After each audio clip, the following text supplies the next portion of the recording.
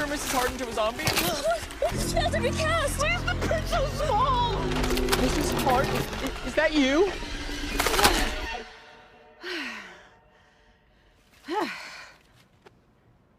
Heard you guys were having a party. Who calls me from out of the pit?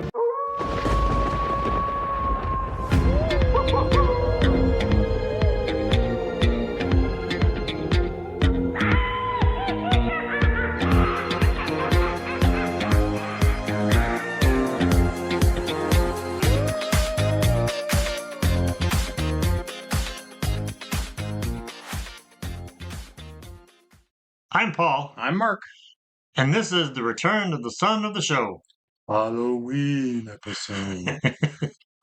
For this episode, we're going to talk about Agatha All Along, the latest in the Marvel Cinematic TV universe. If you haven't finished it, the final finale just dropped yesterday. So if you're watching, today is Halloween, 0 days. Yes. So if you haven't watched it, don't watch this because we are definitely doing spoilers. So we're going to talk about it all the way up to the final scene. So. Because as you explained, to talk about it without talking about stuff that happened in it would be ridiculous. Yeah, the finale changes everything. Yeah, So it would not be worth it at all. Yeah.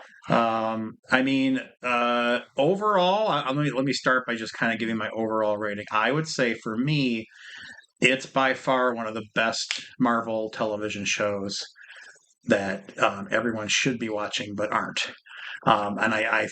We could talk later about how what's been happening with Marvel puts people off of Marvel, but that's too bad because this one's a gem. This one's right. Made by the same people that did WandaVision, which in itself I loved, and so this is even better than WandaVision. I would argue. Yes, this was way better. This was Disney Marvel's Halloween contribution. They've had the Werewolf by Night thing before, which was great. And this show was made by the same people that made WandaVision, which is probably the best there is as far as, in my humble opinion, as far as Marvel TV goes. I mean, I'm a big fan of Ms. Marvel, but I'm in a minority, I think. Also, a lot more people. I found this out today. A lot more people. This show is getting a lot more positivity and a lot more audience than what the bros, and even YouTube non-bros. They're really not shoving this out there the way they have everything else. For whatever reason, I'm not going to speculate why, but they're not talking about this the way they should have been talking about it. Yeah, I saw a couple of outlier comments. I think there was a website that basically talked about how this should be watched, and no, it's just woke crap. I mean, clearly someone who didn't watch it. So So no, there's that element out there.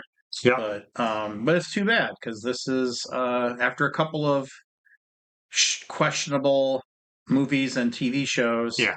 At least for me, this one comes roaring back. Yes, it really does. Yeah. And I think it's one of those things that proves that on the small screen, you can do side characters. It doesn't have to be Bombay. It doesn't have to be the big names. Yeah. And it comes back to with all television for me and all, especially sci-fi, Marvel. As long as you have a good plot, that's all that matters. Good characters, good plot. I mean, this could have been terrible. It wasn't. There's other Marvel TV shows that were terrible and didn't have to be. And so I think it's just a matter of this is clearly a really polished creative team. Yeah, the thing about a lot of the TV shows is they could be movies. Yeah. It's like that with Star Wars too. A lot of the TV shows that Marvel's putting out could be movies. They don't need to be. They almost feel stretched out, like Netflix was famous for the filler episodes for their Marvel. Their Marvel stuff would have about 5 episodes you could just breeze through. But in the case of Agatha All Along, similarly to WandaVision, there was too much to do that. You would have either like a 3-hour movie that still seemed kind of rushed, or like you'd come out of it going, was that 3 hours? Yeah, really? Was that 3 hours? Yeah. Or you could have something paced out so that all the characters get explored. Correct. And I think that's a big one of the draws to this show was all the characters. Like there were times before we get too far into it. Mhm. There were times where we're like, oh wait a minute, this is her show. Yeah. So this is Agatha's show. Yeah. Yeah. But I mean, by putting together the coven, getting the team, which is a classic Marvel trope. Let's get the team together and go on an adventure. Yeah. But it's totally twisted around. Yeah. They really did a good job of fleshing out each character's story arc. Mm-hmm. Everybody had a story arc, a clear story arc. It's one of the things we talk about, Toad and I talk about this all the time, is like when characters aren't explored enough. Yeah. They're just kind of filler characters. Mm-hmm. They're there to fill a purpose, and then they don't really need a whole lot of backstory. And in a lot of cases, it's true, but in the case of this, they're for the maximum impact, you couldn't gloss over these guys. No. And then they, on top of that, they picked really good actresses, and one actor to just knock it out of the park. Yeah. And I was worried in the beginning when it was let's gather everyone together. We're going to go on the road. Clearly, each witch is going to get an episode. Yeah. Each witch is tied to a trial. I'm like, man, if it ends with a big battle in the end, kind of like Wanda. That's where I thought WandaVision kind of lost it a bit. Was just a giant, spell throwing battle in the end. Well, but here they don't go for that. Right. I mean, it works in something like Endgame because it's Endgame. But but as far as like, yeah. So anyway, but so they resisted the urge to do that. Like they didn't hit it. I mean, there was a little bit of battle between Death and Agatha, but it did not become a 15-20 minute elongated battle, which I appreciate. Yeah, I like a good brawl as much as the next viewer, but for this kind of story, it didn't work. No. One of the things I was going to say earlier was that this was put together by the same people that put together WandaVision, and but it wasn't just a recreation of that. No, like how sequels will do that. Yes, take what works and run it into the ground, Despicable Me style. Yes. Just the minions. The minions were cool, so let's just run that into the ground. It wasn't like that at all. That was my worst. First episode 1 fooled us. Yeah. Which we can get to episode later. But so they tried to fool you like, oh, look, it's another WandaVision, a bunch of television episodes, meta television episodes. Yeah. Nope, that didn't last long. Okay. So it gets you back into the world. But... Well, why don't we hit the highlights on the cast? Yeah. And then we'll go into the story, however you want to go into it. So we have Catherine Hahn, of course, as Agatha, who, for me, just good God, she's got range. National treasure. Yes, Catherine Hahn. Yeah, she has range. Wow. I mean, and really, I thought she had range in WandaVision, but wow. Yeah. She's great in this. Great voice, too. Han's one of those actresses who is the kind of the kind of actor that I like, who is not afraid to get like down and dirty with just about anything. Like go along with whatever the joke is, go along with it. Yep. Yeah, she gives full credo to everything. Yeah. All right, then we get Joe Locke starts as Teen, the person who cannot reveal himself. That's right. Eventually revealed as Billy Kaplan, who then is eventually revealed as Billy Maximoff, the reincarnated Billy Maximoff. Yes. And so for me, Joe Locke he's got an interesting look, and I thought he's a good, I don't know how old he is, but I thought he was a really good actor. For me, the character was super interesting in the beginning, not so interesting in the middle, super interesting in the end. And so, which I think is on purpose. That purpose. So we'll get to that. Again, it's Agatha's show. Yes, it is her show. Yes. But, I thought, God, he just, when he eventually gets into Wiccan's costume in the end, I'm just like, wow. Yeah. It's not, some people, the gatekeepers will say, well, that's not what he looks like in the comic. Oh, whatever. Don't forget, Marvel comic book universe 616. This is the Marvel Cinematic Universe. So screw you, gatekeepers. I thought he looked cool. Yep. And then we get the lovely and ever talented Aubrey Plaza, National treasure Aubrey Plaza, as Rio Vidal, who we'll talk about more later. Yes. And then we get another national treasure, Patti LuPone, who I know she's Broadway's like darling. Yeah. I just remember her from the Corky show. But she was a Life Goes On. Yeah, Life Goes On. Yeah. But Life Goes On, and I think she was in American Horror Story. Yeah, I think so too. Yeah. And so she plays Lilia Calderou, who we'll get to who she is later. But just wow. I mean, if I didn't know she was a national treasure before, I would know it now. I mean, she just wow. Yeah. Get that woman on the television more.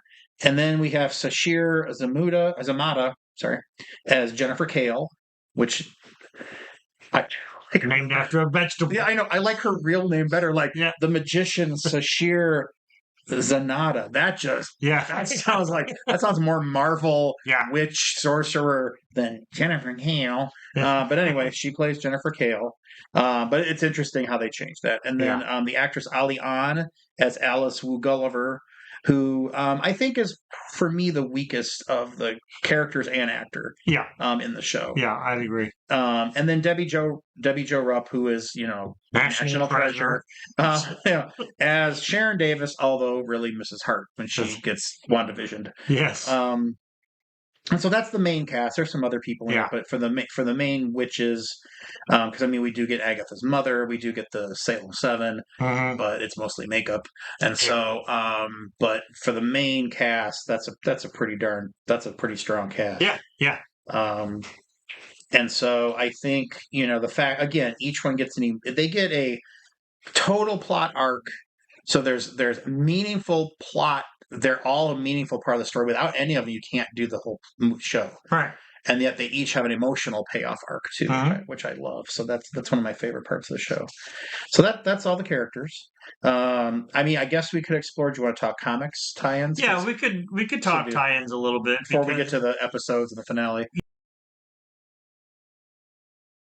As I was explaining to you earlier, I'm not the I separate the mediums, but I thought maybe it'd be fun to talk about a little bit about who these characters are in the comics and maybe how they, how they changed them a little bit. But the first thing is Agatha Harkness. The Agatha came along in '69 in the Fantastic Four when the Richards or Reed Richards and his wife needed a nanny. So they because she came so highly recommended, they show up at this spooky witch house, and it must have been like a Halloween, like an October issue or something, because like they really ramp it up because like the Frightful Four show up, and that Agatha, because she's an old lady, Agatha just wipes the floor with the Frightful Four. It's really great, and in the end they decide, well, if she's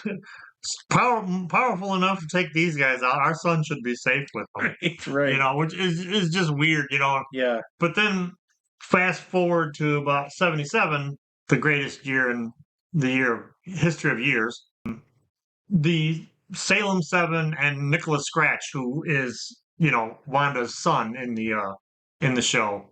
Or Agatha's son. Thank you. Yeah. Agatha's son in the show. He gets his they get their debut in '77. But it's funny because Nicholas Scratch is Agatha's son, but he's this older guy who looks like Mr. French from Family Affair. Yeah, and he's the ultimate bad guy. He's the ringleader bad guy in this city of witches, basically. Well, and he's the devil.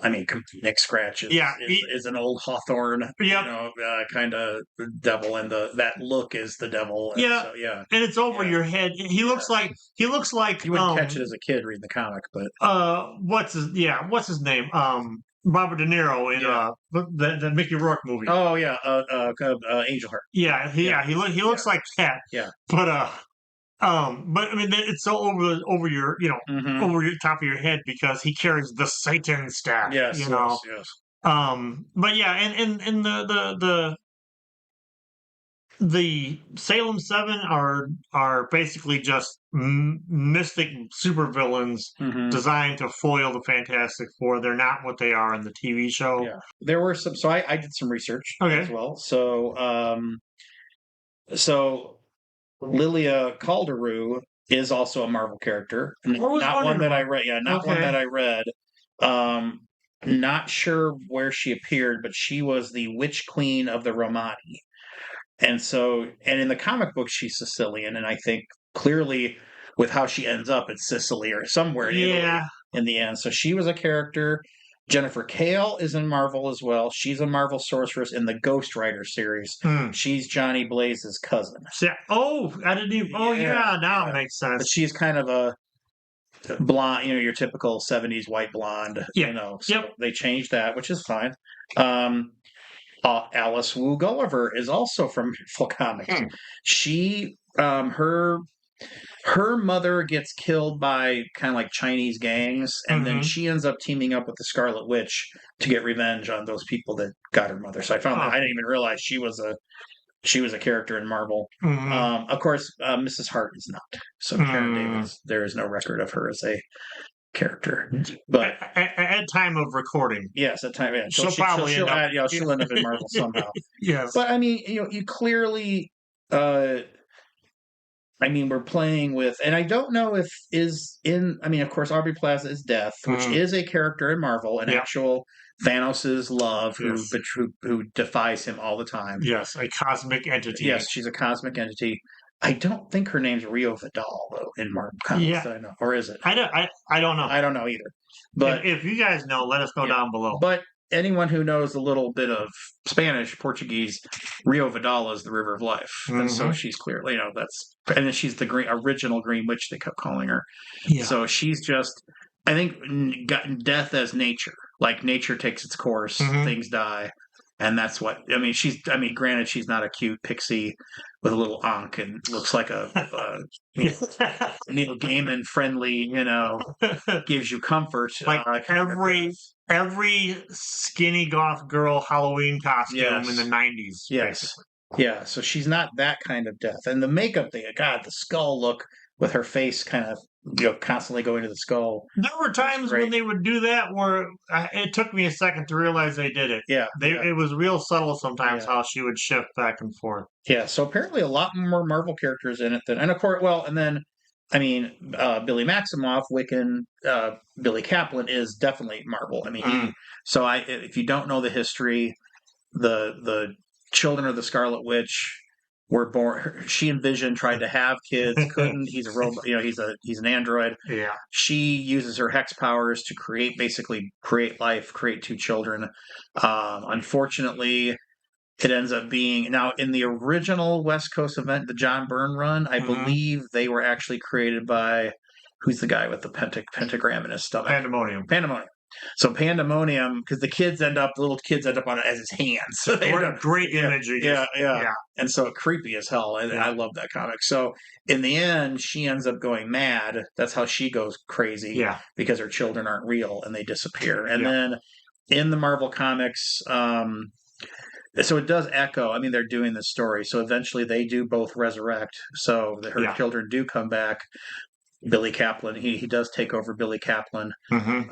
Billy Maximoff becomes Billy Kaplan and then becomes Wiccan in the Young Avengers. So he was one of the Young Avengers, kind of equivalent to a Dr. Druid / Dr. Strange. Yes. And so they're playing it pretty close with Wiccan. I mean, as far as like his look, his origin, pretty close to the comics. So I read a smattering of the Young Avengers. I liked it at first a lot. Yeah, it was Brian K. Vaughan did it, and when he was, I don't know what happened to him. He was going strong. Then he had Runaways. He had that. He had the Last Man on Earth, and then he just disappeared. Really? All of his stories just like petered out. I hated Runaways. I mean, I liked the idea at first. Yeah. Yes. I mean, it was kind of your Thunderbolts, Yeah. But I love the idea. No, he couldn't execute it. After a while, Young Avengers sucked too. So he just couldn't follow through. Okay, we're digressing. Yeah, I'm sorry. Yeah.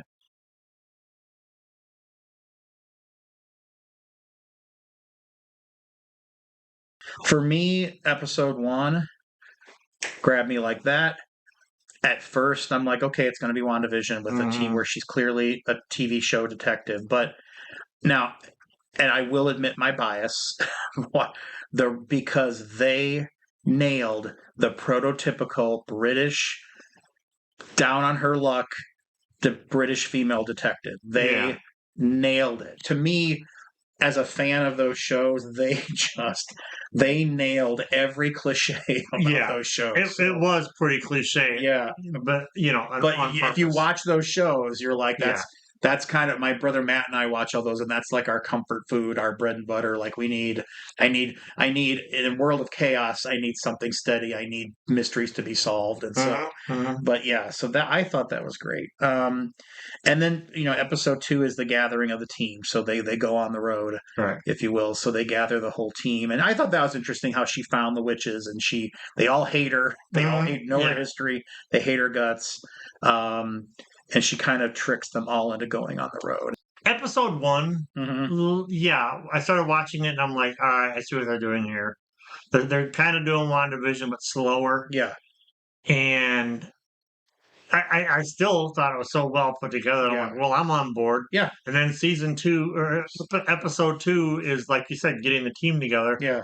And at this point, their episodes 1 and 2, they're still kind of lighthearted in a way, because there's a lot they don't want to reveal right away, and there's a lot of really good banter, but especially in episode 2 between her and all the witches, and the whole scene where she makes the car, okay, you're driving, Well, and I kind of like the fact that they knocked out or seemingly knocked out the WandaVision television show idea in episode 1. Yeah. And so we're immediately moving on to somewhere else in episode 2, which I liked. Right.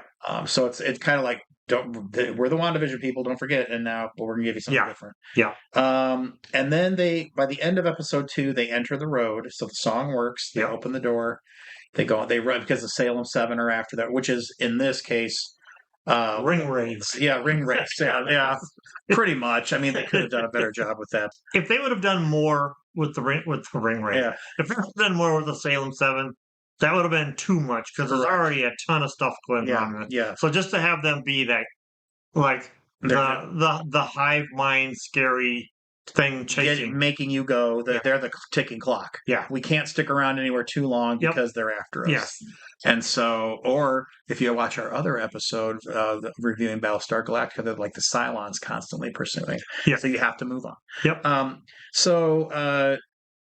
So they go into, we get the first trial in episode 3, and that's where they go to the strange house. There's a ticking time clock to pass the trial, and they end up drinking wine, which turns out to be not good for you. Agatha doesn't drink the wine, doesn't play along, even though she's supposed to. Yeah. Which at this point in the show, you just think, well, that's just being evil. She's evil. She's letting all of them risk death. And we'll see. Yeah. And then, of course, poor Mrs. Hart drinks too much of it. And our potion person has to. So the end up. What's interesting is they all have to do.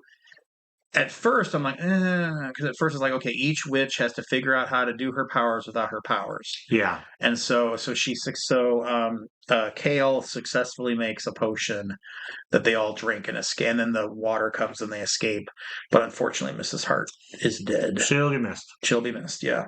So, I mean, but I had fun with it. I had fun with that, but I was, in a way, I think I told you, I'm like, okay, this is cool, but if the whole show is just one trial after another, and it's just, and then there's a big battle at the end, I'm going to be pissed off. Yeah. And so but they didn't do that. Yeah. And so in episode 4, we get the second trial. It's the fire trial. So they're doing the elements. We have the water trial. We have the fire trial. And this is Alice Wu Gulliver's story. So there's a curse on her mother, which her mother we think wrote the Witch's Road song, and she used it to protect her daughter from this. Well, we find out as this big fiery sort of Doctor Who, New Who CGI villain monster bat thing with fire, is constantly pursuing her. Her mother died to protect her, and she's a protection witch. Yep. And they have the whole musical. There's a whole musical number, which I normally hate musical episodes, but daggone, I like that song. Man, I love that song. That song will not get out of my head. Well, the Witches Road song, like I told you earlier. Yeah. One, it's so popular. It's like on Spotify. It's like one of the highest viewed or listened to songs on Spotify right now. Yeah.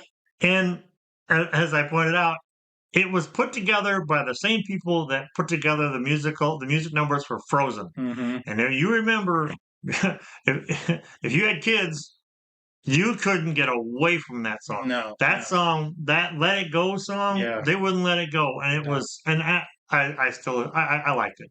I'm not gonna lie, but so it makes total sense that it would be that much of a banger with the Frozen. I'm a sucker for people. I mean, the '60s, getting in the '60s outfits, '60s setting, and so kind of like Josie and the Pussycats, sort of, but Austin Powers, and so the fact that they become like a '60s band, I liked all of that, but for me, it was the weakest of the episodes. It's I'll tell you what, it's post Mandalorian. It's CGI special effects don't do it for me anymore, and having a total CGI, I would have rather had a dude with bat wings suspended from the ceiling on looking strings. like was it the Last Voyage of the Demeter? That kind of real, or Gary Oldman and Dracula. That's where I think like New Who, the Russell T Davies episodes suffer from that bad CGI. So well, apparently the road is mostly real stuff. Yeah, and it kind of shows, but not in a cheap way. Right. You can tell that it's like some kind of otherworldly thing. Yeah, to me, it was like Willy Wonka's factory in the it's like it's real, but his is much more fake looking. But this one, I think the stuff in it is like, well, it's kind of it's hard to tell. Right down to towards the end of the series where she just cool, rips the veil open, Oh, and speaking of death, she emerges from Mrs. Hart's grave in this episode, so that's where she joins. I think I talked to you at the time. I thought in the very first episode where Aubrey Plaza plays the FBI agent, her acting was really off. I'm like, can she only be the sarcastic? Right. Can she only be the Parks and Rec person? And I was wrong. She changed it. But I think at first, I don't know. She just was really flat. Maybe that's because that wasn't her. True. She was playing a role. No, I know. I could be just making excuses. As Death, she's much cooler. Then we get the Salem 7 attacking the Ouija board. We get Agatha's mom coming back as a ghost to get her revenge. We learn. Well, we don't. I mean, if you read Marvel Comics, So at the very end, Billy gets his Scarlet Witch-looking headgear, which if you read the comics is Wiccan. So it's. Kind of right then, I'm like, okay, he's Billy Maximoff, right? And so, which is fine. If you're a Marvel comic reader, then sometimes the TV shows aren't as cool. Yeah. It's like when we went and saw the Spider-Man with Mysterio, and we were like, it was fun. We're like the only like 3 or 4 people in the theater who know what's going to happen, and to have somebody behind us go, "I didn't see that coming," and we're just like, okay. I think it's also kind of like in Spider-Man 1, the second best Spider-Man movie, where you see at the end, Osborn is right by the pillar of the bridge and his glider's coming. I'm like, oh, they're gonna do the comic with the thing impaling him, and so you knew it was going to happen, but it was still really cool. One of the better things in the second greatest. You do know that Dyscalculia has you can work with that. Okay. It's not as good as. But anyway, we could do it with your hopes. Then it changes gears. The show changes gears, and we get Billy Kaplan, his origin story. So we get the bar mitzvah We get Liliana showing up as the tarot card reader, predicting his future. Yeah. Then she has to stop. And even his parents were pretty fleshed out. I mean, and I thought the car accident was really cool the way they filmed the car accident. Yeah. And you get Cap, the kid dying in the accident, but then coming back to life. This was the episode that went ratcheted it up for me. Yeah. I was on board because I'll watch them all. Mm-hmm.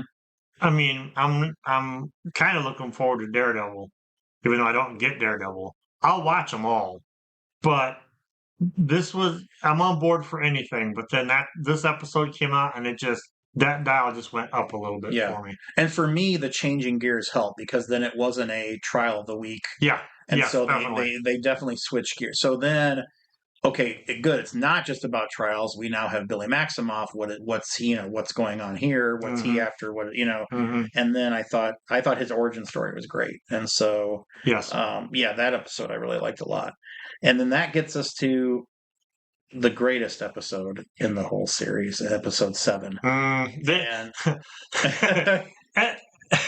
Episode 7. Yes, the emotional. Maybe the most emotionally. Well, all right. So to me, all right. Sorry, another tangent, another TV show. Episodes 8 and 9, the finale. Lots and lots of really cool things happen that you weren't expecting. Lots of kind of like all the mysteries in Lost that don't get resolved. But for me, 7 is why I watch the show. Just like if you're smart when you watch Lost, you know that the emotional finale is what they were going for. And so for me, episode 7 is the emotional episode, the payoff with her, Lilia's story. And Jesus, the special effects were great. Yeah. That tarot card reading and the swords falling, and then her skipping through time. Wait, skipping through time. Also like Lost. So anyway, this is the episode where all of Lilia's quirks make sense. Correct. And you realize that these writers plotted this thing so tightly. They're like the Straczynski with Babylon 5. It's just plotted so tight when it pulls everything that you didn't understand with her. You just thought she was nuts. She thought she was nuts. Yeah. And then ties all together. That was great. But and the fact that she kind of chooses her death but then gets the reward she was seeking all along, gets herself out of time and back on a regular timeline. And so there's the classic part that I like where her and Kale fight like cats and dogs. Yes. But deep down inside, they're like really good friends. Yes, absolutely. That's one of my favorite tropes. And I think Kale, she gets her payoff episode early. She solves the potion problem. But yeah, because she keeps surviving, we lose Wu, we lose her. Now we're going to lose Lilia, but she stays strong throughout, kind of as a constant throughout. So, but yeah, that episode 7 for me, was that a well-written episode? Yeah, that is probably my favorite episode. Yeah, mine too. It doesn't diminish the next 2 episodes, but that episode just happens to be and obviously it's a lot of people's favorite episodes because Patty LuPone is like everywhere now. Yeah, like I've watched her on TikTok for a year or so, but just now she's the darling. It's like you got your whole career. You've been doing this for God knows how long. You haven't necessarily had a bad career. You've had a good career. She's had yeah. And then this happens, and this is what she's going to go down in history for. Right. Exactly. Yeah, that's true. That's true. Sort of like Patrick Stewart having 25, 30 years in the Royal Shakespeare Company, and he's even Macbeth. But he'll always be a Jean-Luc Picard. That's right. With his there are 2 candles. Okay, so they get you with the emotional, so what's left? Well, let's take the finale and let's just turn everything on its head. Yes. I will admit I totally fell for every trick in their book. Totally did not see and how stupid could I? It's one of those things where when they reveal it, you're like, man, how stupid am I? Why did I not? They're the people that did WandaVision. Yeah. How could I not have thought? I mean, the slow reveal as Billy Maximoff returns to his Billy Kaplan's bedroom and slowly walks around his room and realizes that everything in his room is part of the road. Yep. And you're like, holy shit, it's WandaVision. He is his mother. He can create reality. Can create realities. Yeah. Warp realities. Bend them to his will. Yeah. And how the hell did I not know they were going to pull that? I mean, it just totally love it. I love the fact that I totally got suckered. Yeah. Because I really thought it was more straightforward. Mm-hmm. You know, you just, I'm like, okay, son of the Scarlet Witch, but I don't know if he warps reality in the comics. I don't think so. I think he just casts spells. I don't remember. So, but the fact that, and then they go back after he turns around, and then of course the first part of the finale ends with Agatha laughing behind him, which we'll get to. Mm-hmm. But the fact then that in the last episode he goes back through and shows everything. I mean, good God, that was just so cool. And so that for me was one big twist that I loved. And then you get the second big twist, which is Agatha's actual story. Yeah. Which is not what Agatha tells as her story. Yeah. Which, surprise, surprise, she's a liar. But they humanized her. They much like every good Marvel villain. And if a Marvel villain previously was just evil, now they all have sad origin stories. Thanks, Magneto. Yeah, exactly. See, one of my initial fears with this show was that it was going to be a redemption story. Yeah. Thankfully, not so much. No. I mean, I think my favorite line is, when I took you and the other witches in the basement, I was just going to kill them. Right. Just like, damn. Or when he says that she's good, and she's like, you're the only one that thinks that. Yeah. It's like projection, people. Yeah. Projection. Yeah. Even I know I'm not good, and so. But, like I said, like every good Marvel villain, she, is there motivation? Yeah, she's trying to keep alive, to stay alive with her baby who death has said, yep, I'm only going to give you time, and eventually I'll come take him. Which is ultimately really all we have. Yeah. Just throwing that out there. Yeah, exactly. But it's also kind of a fairy tale, too. Mm-hmm. It reminds me of, and then the setting, when they filmed in the 1700s, looked like a fairy tale. Mm-hmm. But the fact that, so I'm listening to her, so this is how fooled I was, how stupid I am. So she's singing the road song to her child, and the child singing with her, and the lyrics are different. And I'm like, oh, she just changed the lyrics because she doesn't want her little boy to be singing about witches and darkness and crones. And so she's using her witches song, but she's just changing the kind of like, well, to me, I thought she was doing the Kid Rocks or whatever that's called, where they sanitize the Kids Bop. Kids Bop. I thought she was giving him the Kids Bop version of the Witch's Road. Like all for the cookie. Yeah. And so the fact that she had him change the lyrics when he was performing, and it was all to lure witches so she could kill them. There was never a road. Mm-hmm. The song is hers. She made it up. She put it out there to kill, to be the covenless witch. I was like, wow, that's brilliant. Yep. And I loved it. I agree with you. She's the villain to the very end. Mm-hmm.